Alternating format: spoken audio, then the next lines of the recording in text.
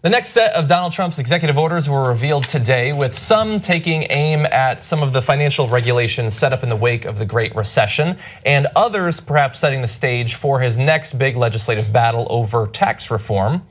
Trump is scheduled to sign 2 presidential memos ordering 6-month reviews of the 2010, this is the financial regulation, law's authority for regulators to designate large firms as a risk to the financial system and to try to shut them down with minimal collateral damage if they're on the verge of failing. So one is being able to identify banks that pose systemic risks to the rest of the economic system of the United States. And the other is a system whereby money would be temporarily put into those banks so that there could be a process of sort of orderly liquidation of those banks, which some believe is another form of bailout, basically, like a backdoor bailout to some extent. And so this is not getting rid of those regulations, but this is, as with other Trump executive orders from early on in the year, a review process that has as its natural conclusion possibly getting rid of those regulations. Now, we had a big debate during the Democratic primary about how much stronger those regulations should be in terms of perhaps preemptively taking apart some of those banks that were, quote, too big to fail. They might be going in a very different direction here, getting rid of the ability to classify them in that fashion at all.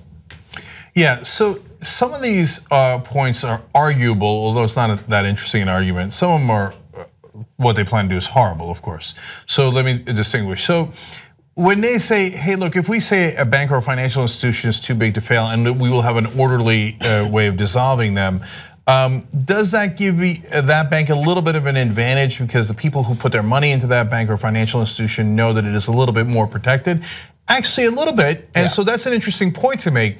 But on the other hand, we also have FDIC that protects banks, and that means the main point of that is to protect consumers. So if you have up to $250,000 in a bank, well, that's going to be protected. Now, Bob sets up his own financial institution in his backyard. It's not FDIC protected. The FDIC protected banks have an advantage over Bob. That's true. On the other hand, we kind of like having consumers protected and not have their money disappear. And it's very important to the world order and economy, et cetera, that some of that money be protected by the government, and that to the point of consumers. Okay, so that's the arguable one, but still I think they're very wrong about that, because if things go south, believe me, you want your money in the bank protected, okay? So the one that's not arguable is, well, these systemically important financial institutions, labeling them that way and making sure that they don't take outsized risk and doing more regulations. We don't need that anymore. Besides which, it was actually helping the bankers. No, it wasn't, okay?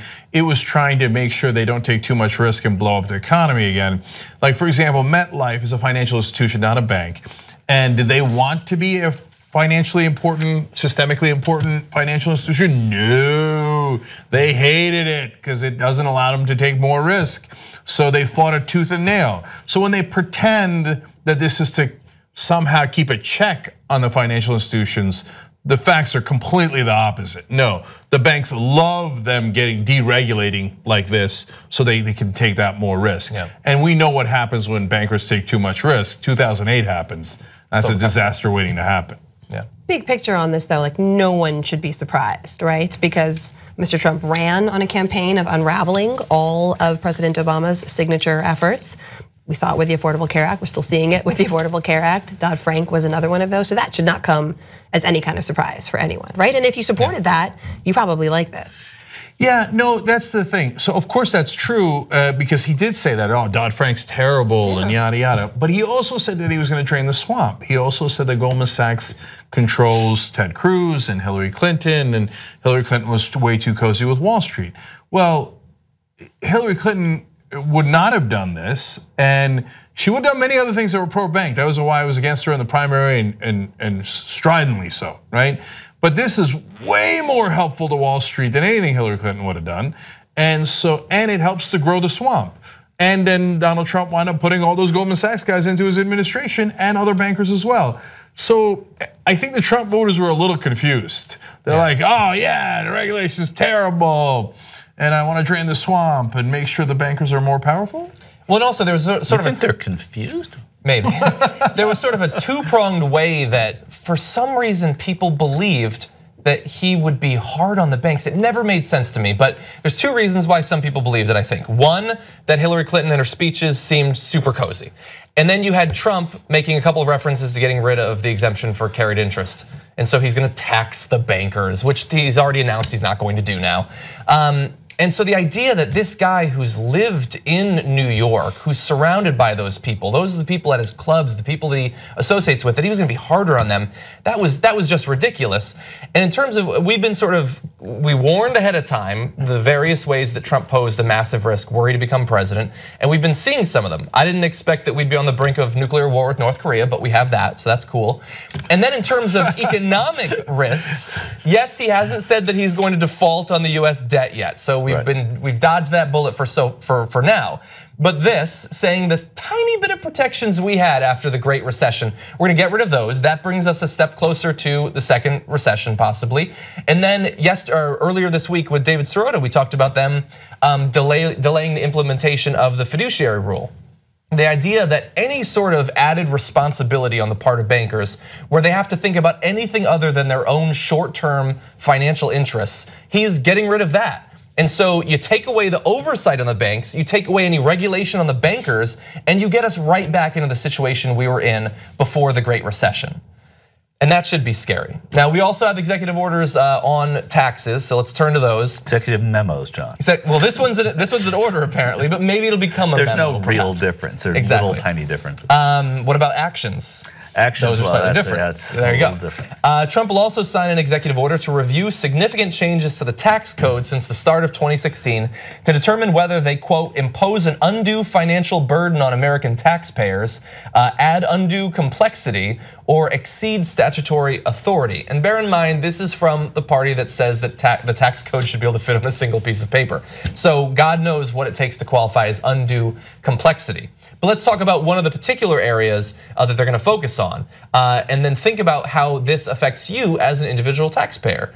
That review will include rules enacted by the Obama administration to crack down on so-called inversions, in which companies shift their headquarters abroad to reduce their US tax bills. And thank God, because it took a populist like Donald Trump to help you out and give you the authority to do corporate inversions again. Yeah. So look, a simple way of explaining corporate inversions is it allows corporations to hide their money offshore. So it's a little oversimplistic to describe it that way, but it allows them to avoid taxes here in the US. And that's the only point of a corporate inversion. The only point. There is no legitimate point to a corporate inversion. Okay, if you have subsidiaries abroad, we've always had subsidiaries abroad. That's not the point of the inversion. It is a tax rule to avoid taxes. So did you think when you were voting for Trump that he was going to make sure that multinational corporations can use foreign countries to avoid US taxes? Is that what you bargained for? Yes, I did. Oh, sorry. Okay. Well, if it's what you bargained for, and there are a handful of people who did bargain for that, well, they're super happy. They gave him probably a little bit of a donation, and they got huge, about billions of dollars in tax breaks back. For the rest of us, we just got hosed. Yeah. Because that could have gone towards schools, hospitals, bridges, roads, etc. And it's not going to go to any of that. It's going to go right back in the pocket of the multinational corporation executives. The real resistance is fighting against Trump and the establishment. Help us get investigative reporters that are going to investigate both of them. TYTnetwork.com/go.